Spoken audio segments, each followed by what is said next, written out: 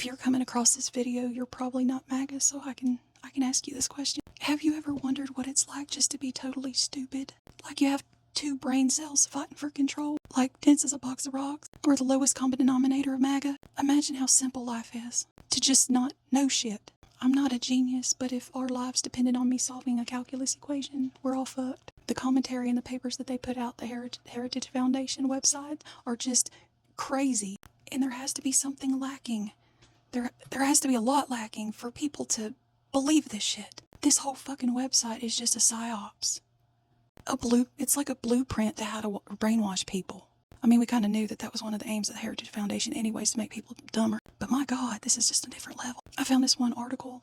The uncivil left wrecks domestic civility at home.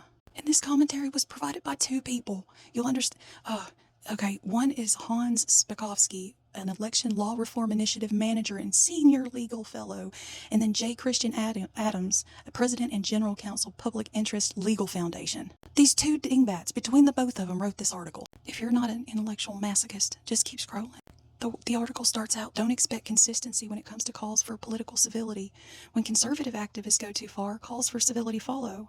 When leftists misbehave and act uncivilly, we don't hear much about civility. Do these motherfuckers not know about January 6th? And this is an example that they cite.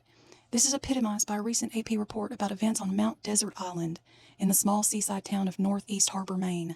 According to the travel website Acadia Magic, Northeast Harbor is famous as much for its summertime residents as it is for its beautiful and protected harbor full of exclusive yachts and sailing vessels. So these are rich folks that live here. Yet some Northeast Harbor residents are awfully nasty to other Northeast Harbor residents. They are especially nasty towards Leonard Leo. If you've never heard of Leonard Leo, don't worry, I hadn't either. I'm not really big into the white sheet community. Anyway, this dude was a former head of the Federalist Society. Going back to the article, it bothers noisy, uncivil leftists in Northeast Harbor that Leo has taken up residence in the town.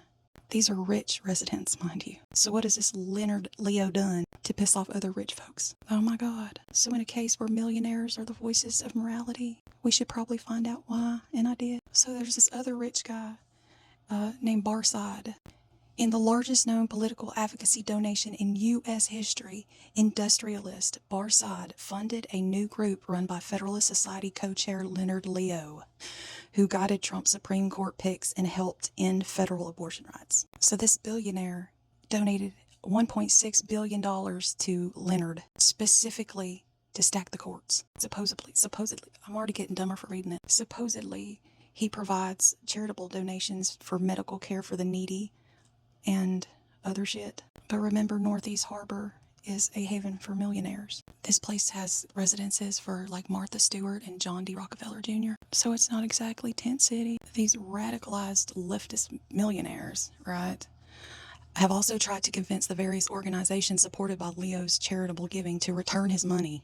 They like picketed his house and shit. Like, fuck you, we don't want your blood money. They're trying to chase him out of town. And as the Associated Press reported, their entire goal is to convince Leo to leave. Oh my God. In America, then this is from that same report. In America, we have a long tradition of residential civility. We don't chase people from their homes. Americans view residential life as a sort of commonwealth where pluralism and courtesy reign, unlike the behavior exhibited in Northeast Harbor. Do we though? Quote, you don't just harass people at home, period, or at their church, or their business, or in civic involvement. But don't they? They couldn't get around the elephant in the room. So they say American history obviously has a few unfortunate examples to the contrary. In 1912 in Forsyth County, Georgia, white residents tried to drive every black person out of the county, and they succeeded. Again, this is from the article. Burning crosses were the tool to convince blacks to leave in the American South in another era, like it was centuries ago or something.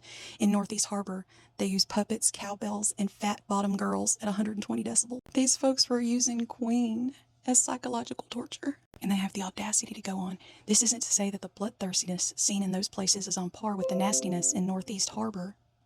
No shit.